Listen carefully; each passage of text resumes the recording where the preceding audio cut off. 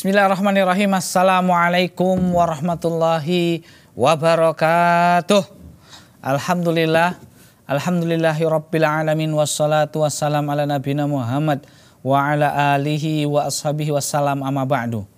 Baik pemirsa yang dirahmati Allah Subhanahu wa taala, kini kita kembali di acara kesayangan kita di Kisah Teladan dan kita masih menceritakan tentang sebuah pasukan yang diutus oleh Khalifah Abu Bakar As-Siddiq, yaitu yang dipimpin oleh Khalid bin Walid untuk menaklukkan Irak. Ketika itu pemirsa yang dirahmati Allah Subhanahu wa taala, belum selesai perjuangannya.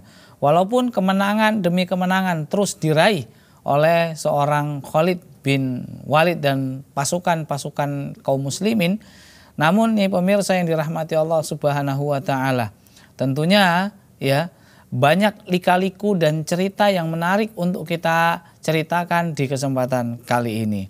Pemirsa, setelah di episode sebelumnya kita sudah menceritakan bagaimana perjuangan Khalid dan pasukannya di perang Ainut Tamar.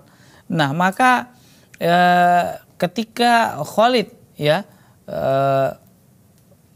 masih fokus di daerah Ainut Tamar, tiba-tiba datanglah sebuah surat, dan surat ini tentunya dilatar belakangi dari pasukan yang kedua yang dikirim oleh Abu Bakar As-Siddiq yang ketika itu dipimpin oleh Iyad yang berada di sebuah daerah yang bernama Daumatul Jandal, Daumatul Jandal, jandal bukan janda, beda Nah, jadi ini pemirsa yang dirahmati Allah Subhanahu wa taala. Jadi ketika itu Khalifah Abu Bakar As-Siddiq itu mengirimkan bantuan kekuatan yang dipimpin oleh Al-Walid bin Uqbah untuk menemui Iyad yang berada di Daumatul Jandal. Namun sayang, seribu kali sayang nih pemirsa, ternyata pasukan kaum muslimin yang dipimpin oleh Iyad ketika itu ternyata saat di Daumatul Jandal sedang terkepung. Walaupun pada dasarnya pasukan kaum muslimin yang dipimpin oleh Iyad ketika itu berjumlahnya itu bukan sedikit gitu. Jumlahnya itu bukan berapa orang aja, banyak gitu. Tapi keadaan yang tidak memungkinkan mereka lepas dari sebuah kepungan.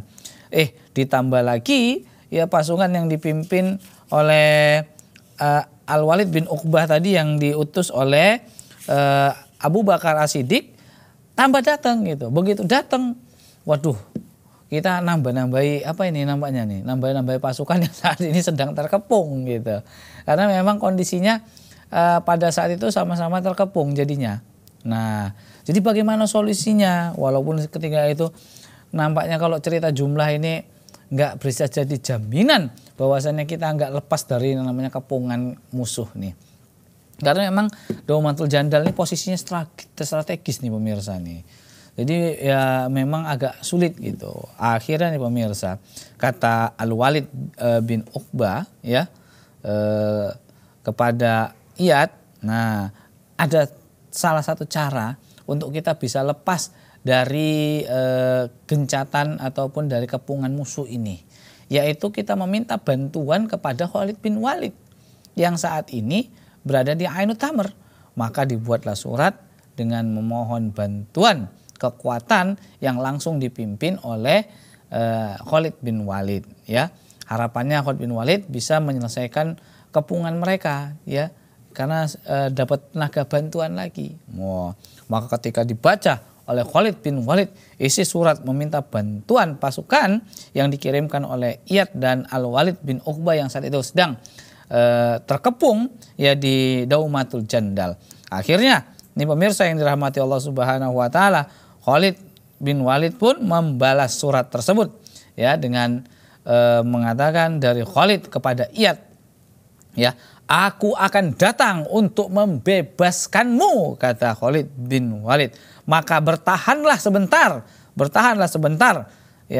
karena aku akan datang kepadamu dengan rombongan yang membawa unta-unta, yang membawa makanan dan pasukan dengan jumlah batalion, yang batalion tersebut membawa batalion lagi. Akhirnya dikirimlah surat tersebut nih kepada Iyad. Nah, pemirsa, ini untuk menenangkan Iyad. Waduh, ini gimana nih Khalid nih ya, bisa datang enggak nih, kan gitu pemikirannya. Tapi ternyata pemirsa, Khalid pun memastikan kalian tenang aja di situ dulu, bertahan dulu ya, karena kami akan datang dengan membawa makanan dan tentunya dengan membawa batalion-batalion yang jumlahnya banyak. Seakan-akan batalion itu, satu batalion membawa batalion lagi. Wah. Maka pemirsa yang dirahmati Allah Subhanahu wa taala, akhirnya berita tentang Khalid bin Walid akan datang ke Daumatul Jandal ini didengar oleh pemimpin Daumatul Jandal yang ketika itu terpecah menjadi dua kubu ya, yaitu ada kubu Uqaidir bin Abdul Malik dan juga kubu Al-Judi bin Rabi'ah. Maka Khalid bin Walid pun meninggalkan Ainut Tamar dengan memberikan perintah kepada Uwaim bin Al-Qahil Al-Aslami untuk menyerahkan pengelolaan Ainut Tamar kepadanya. Akhirnya nih pemirsa yang dirahmati Allah Subhanahu wa taala, nah jadi ketika warga Daumatul Jandal mendengar bahwasanya Khalid bin Walid akan datang, maka mereka pun mencari koalisi dan bantuan. Di antaranya mereka pun mendapatkan bantuan dari kabilah di Hara, kemudian kabilah Kalb, Ghassan dan Tanuh. Ya, banyak berkumpul mereka jadi satu. Namun pemirsa, ya akhirnya terpecah menjadi dua. Karena ada dua pemimpin di situ dan memiliki dua pendapat. Pemimpin yang pertama Uqaidir bin Abdul Malik dan Al-Judi bin Rabi'ah yang kedua. Nah, maka pemirsa yang dirahmati Allah Subhanahu wa taala, Uqaidir ini pemirsa, ini dulu di zaman Nabi kita Muhammad SAW itu pernah ketangkep. Ya, pernah ketangkep dan membuat perjanjian kepada Rasulullah. Namun dia pun mengingkari perjanjian tersebut dan ya tahulah namanya orang nggak benar gitu kan. Makanya ketika itu Uqaidir mengatakan kepada orang-orang dari Daumatul Jandal, ini Khalid mau datang. Kalau aku mau memberikan usulan, udah aku yang paling paham, paling tahu tentang Khalid bin Walid. Kalian nggak tahu apa-apa. Nih bagusan, dah kita berdamai saja sama Khalid bin Walid. Selesai. Karena aku orang yang paling kenal sama Khalid bin Walid dibandingkan kalian-kalian ini. Tapi pemirsa, Al-Judi bin Rabi'ah mengatakan, enggak, aku enggak takut siapapun yang datang di sini, mau itu Khalid bin Walid ataupun siapapun yang kau ketahui, tidak ada cerita mundur. Oke, wah, terpecah nih pemirsa, ya, dua pendapat dengan dua pemimpin ketika itu. Maka apakah yang terjadi pemirsa yang dirahmati Allah Subhanahu wa taala? Insya Allah akan kita ceritakan setelah jeda yang berikut ini. Jangan kemana-mana, tetap bersama kami di Kisah Teladan.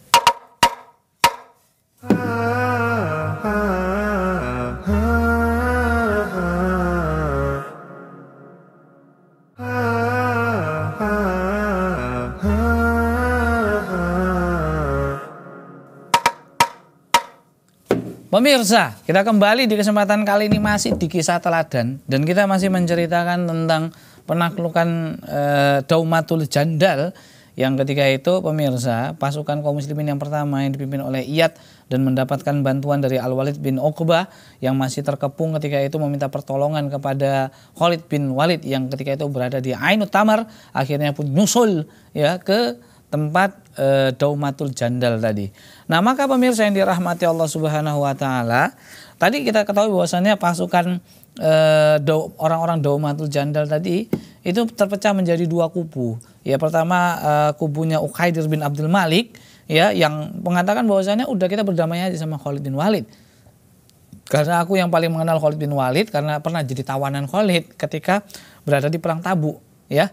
Dan membuat perjanjian kepada Rasulullah, namun seiring jalan dia pun membatalkan sepihak perjanjian tersebut gitu.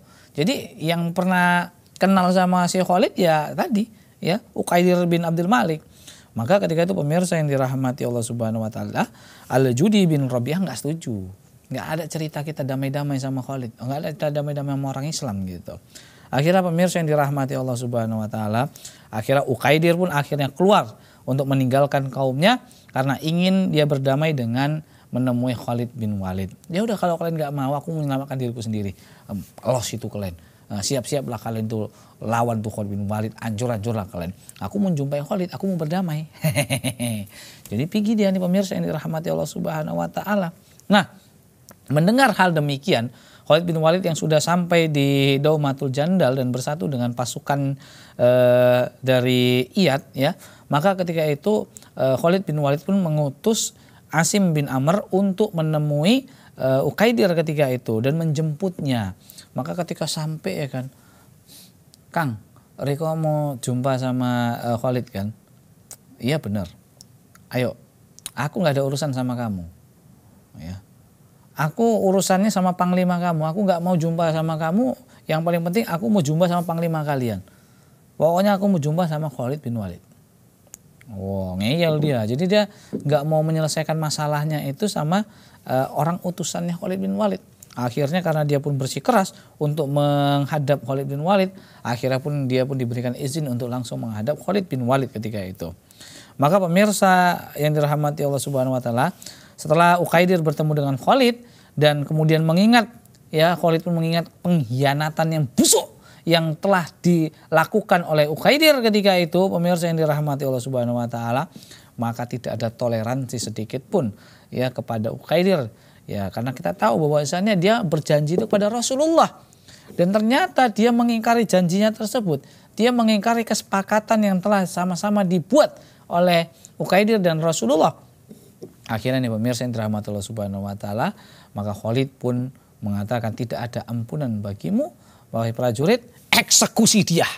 Langsung pemirsa yang dirahmati Allah Subhanahu wa taala, tanpa basa-basi Uqaidir pun akan dieksekusi karena tidak ada ampunan bagi Uqaidir. Maka pemirsa, Uqaidir pun merengek, "Woi Khalid, tolong pertimbangkan. Iya, jangan sembarangan aku enggak ada cerita." Bacok kepalanya. Maka pemirsa yang dirahmati Allah Subhanahu wa taala, akhirnya pun Uqaidir pun dieksekusi ketika itu. Hukum mati, enggak ada cerita. Khalid tegas orangnya, nggak ada cerita. Khalid agak di apa-apa sedikit lah ya kan, sorongkan sedikit. Nggak ada, Khalid nggak bisa disogok. Khalid bin Walid nggak ada cerita. Nanti apa gini ya? Nggak ada, tidak ada diskusi bagi pengkhianat. Khalid bin Walid, Rasulullah dia berani dia pula menentang Nabi Muhammad. Dia telah mengingkari janjinya dengan Rasulullah. Nggak ada cerita. Maka marah Khalid, nggak ada cerita. Kalau bahwasannya nih orang ini nggak benar nih, Rasulullah berani ditentangnya kok, janji sama Rasulullah diingkari, ini mau janji lagi, nggak ada cerita. Maka pemirsa yang dirahmati Allah Subhanahu wa taala, akhirnya udah selesai masalah Uqaidir bin Abdul Malik, ya udah dieksekusi dia, selesai. Maka sekarang giliran yaitu panglima mereka yaitu Al-Judi bin Rabi'ah, yang dia merasa bahwasannya nggak ada cerita Khalid itu, habiskan gitu. Nah, dia merasa bahwasanya pasti akan bisa mengalahkan tentaranya Khalid dan pasukan kaum muslimin ketika itu, karena dia yakin selama ini dia bisa memblokade, mengepung pasukan kaum muslimin yang ketika itu dipimpin oleh Iyad. Ya, sampai lama, sampai akhirnya pasukan Khalid datang 11-12-nya itu cuma tambah-tambahan sedikit aja mungkin di dalam otak dia itu. Maka pemirsa yang dirahmati Allah Subhanahu wa taala, ketika sudah ingin berperang, maka kaum muslimin pun memecah pasukan yang menjadi dua, pasukan yang dipimpin langsung oleh Khalid bin Walid dan pasukan yang dipimpin oleh Iyad ketika itu, pemirsa yang dirahmati Allah Subhanahu wa taala. Maka nih begitu juga dengan orang-orang Daumatul Jandal yang membelah kekuatannya ya, prajuritnya ya menjadi dua ya, dengan pertama ya yang pasukan yang dipimpin oleh langsung oleh Al-Judi tadi pemirsa ya, Al-Judi bin Rabi'ah. Maka ketika itu yang dilawannya adalah pasukan dari Khalid bin Walid sendiri. Sedangkan kelompok yang kedua ya di bawah panglima perang Iyad bin Ghanam, maka Al-Judi ya membawa prajurit ya ataupun mengutus yang untuk melawan Iyad bin Ghanam tadi, yaitu Ibnu Al-Hadarajan dan Ibnu Al-Aiham. Nah, ini masing-masing ya mereka membawa prajuritnya untuk menghadap melawan pasukan Iyad bin Ghanam. Maka ketika itu pemirsa yang dirahmati Allah Subhanahu wa taala, tak terbendung lagi ya. Ada 4 pasukan yang akhirnya bertabrakan dan berperang yang sangat sengit ketika itu. Dan tidak diragukan lagi pahlawan kita Khalid bin Walid tak terkalahkan ketika itu. Sepak terjangnya tak terhentikan. Akhirnya pemirsa yang dirahmati Allah Subhanahu wa taala, apa yang terjadi? Pasukan dari Khalid bin Walid pun ya kita tahu memporak-porandakan pasukan dari Al-Judi. Ya, sehingga pun Al-Judi pun udah nggak bisa apa-apa lagi, kebingungan. Ada yang manggil-manggil, Al-Judi, Judi, tolong, nggak ada cerita, habiskan semua. Maka pemirsa, dan apakah yang terjadi dengan pasukannya Iyad bin Ghanam ketika itu? Yang ketika itu dia melawan ya sebuah pasukan yang dipimpin oleh Ibnu Al-Hadrajan dan Ibnu Al-Aiham. Insya Allah akan kita ceritakan setelah yang berikut ini. Jangan kemana-mana, tetap bersama kami di Kisah Teladan.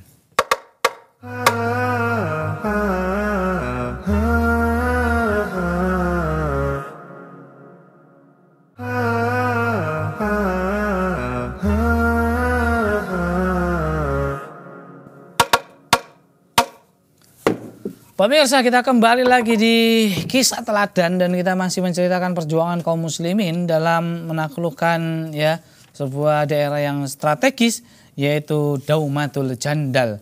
Yang tentunya Khalid ketika itu sebenarnya niat utamanya adalah ya membantu pasukan kaum muslimin yang sudah nyampe duluan di sana ya, pasukan keduanya yang dipimpin oleh Iyad bin Ghanam.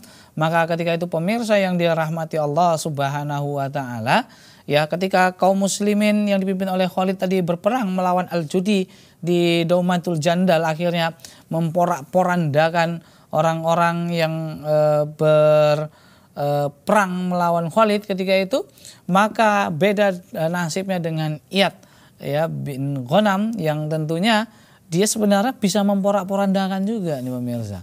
Acak-acak juga hancur orang itu pemirsa ya. Tapi masalahnya mereka tuh kabur masuk ke dalam sebuah benteng. Nah, dan sebenarnya sekarang giliran Iyad bin Ghanam dan pasukannya yang mengepung mereka. Tapi kalau dikepung-kepung terus ya kan lama juga. Ya mau nggak mau itu gerbang bentengnya itu harus dijebol dan harus dikuasai itu Daumatul Jandal. Maka pemirsa yang dirahmati Allah Subhanahu wa taala, ketika Khalid sudah merasa sudah menang ya, akhirnya menyusul Iyad bin Ghanam. Pas disusul ternyata pemirsa, apa yang terjadi nih? Orangnya itu udah kalah nih Khalid. Tapi masalahnya mereka kabur, sembunyi-sembunyi ya di dalam benteng itu. Dan masalahnya kalau kita mendekat ya tahulah kita nggak bisa. Dan kalaupun kita mendekat, serangan-serangan dari mereka itu luar biasa. Sehingga banyak menewaskan prajurit-prajurit kita yang berusaha untuk membuka gerbang benteng ya, yang selama ini menjadi tempat persembunyian mereka. Maka pemirsa yang dirahmati Allah Subhanahu wa taala, akhirnya sini Khalid bin Walid membuat strategi walaupun memakan korban beberapa ya, didobrak jebol gagal, kena panah mati, kaum muslimin gugur ketika itu menjadi syahid.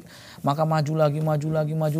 Namun perjuangan kaum muslimin yang gugur ketika itu, yang gugur dalam ingin menaklukkan Daumatul Jandal, ingin membuka gerbang yang di dalamnya terdapat orang-orang para tentara yang ada di Daumatul Jandal bersembunyi. Akhirnya perjuangan kaum muslimin tidak sia-sia.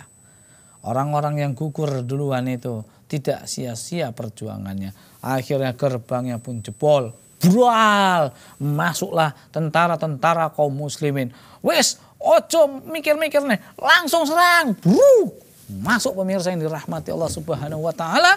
Dan apa yang terjadi pemirsa? Tentunya mereka pun begitu nampak gerbang mereka jebol, mereka hanya bisa terpelongo dan melompong. Merenungi nasib. Dan tentunya mereka langsung nyerah. Nah, mereka pun menyerah kepada kaum muslimin kembali. Dan benar pemirsa, Akhirnya pasukan kaum muslimin ketika itu yang dipimpin oleh Khalid bin Walid dan Iyad bin Ghanam akhirnya dapat menguasai Daumatul Jandal. Karena mereka pun sudah kalah perang dan kalah lagi ketika bersembunyi, udah nggak bisa ngapa-ngapain lagi kecuali mereka menyerah. Maka pemirsa yang dirahmati Allah Subhanahu wa taala, itulah pertolongan Allah Subhanahu wa taala dengan hamba-hambanya yang berjuang untuk menegakkan kalimat la ilaha illallah Muhammadur Rasulullah. Dan tentunya Iyad bin Ghanam adalah bukan orang sembarangan pemirsa. Dia termasuk dari sahabat Nabi SAW. Ya, dia termasuk sahabat termuka dari golongan muhajirin, ya, dari tokoh masyarakat Quraisy tentunya nih pemirsa. Dia adalah sosok yang tentunya memiliki toleransi dan dermawan yang cukup besar.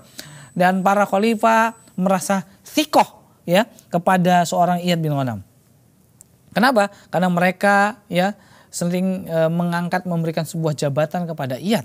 Di antaranya, ya, mereka pernah mengangkat Iyad menjadi seorang wali di suatu daerah. Dan setelah itu, ya, merupakan pernah juga diangkat menjadi seorang komandan perang yang terjadi di antara ketika di zaman kaum muslimin dulu, kita Nabi SAW, ya, dulu ada namanya perang Yarmuk.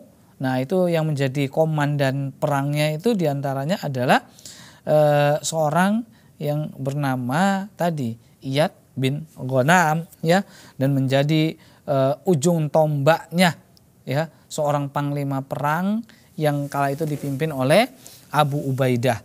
Nah, maka setelah itu nih pemirsa yang dirahmati Allah Subhanahu wa taala, dia pun berhasil untuk membuka jazirah, ya, secara penuh nih, Masya Allah.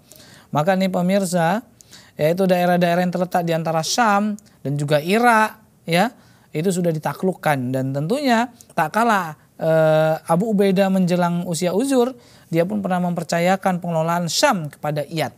Nah, dan pada masa kekhalifahan Umar bin Khattab, Iyad pun ditugaskan mengurus daerah Syam sampai pun Umar menarik kembali Iyad untuk dikirim melakukan penaklukan ke beberapa daerah.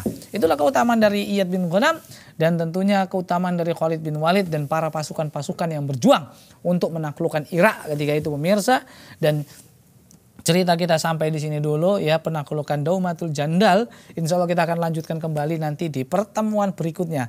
Semoga bermanfaat, semoga kita bisa mendapatkan sebuah keteladanan dari, ya, hebatnya seorang Khalid bin Walid, dari hebatnya bertahan dan tentunya strategi yang hebat dari seorang Iyad bin Ghanam, dan tentunya secara umum, ya, seluruh pasukan kaum muslimin, baik itu yang berjuang untuk masih hidup sampai yang berjuang gugur di medan perang. Kita berikan apresiasi yang sebesar-besarnya dan semoga ini menjadi teladan bagi kita semua. Jazakumullah khairan wa barakallahu fikum. Kami tutup dengan subhanaka Allahumma bihamdika asyhadu alla ilaha illa anta astaghfiruka wa atubu ilaik. Wassalamualaikum warahmatullahi wabarakatuh.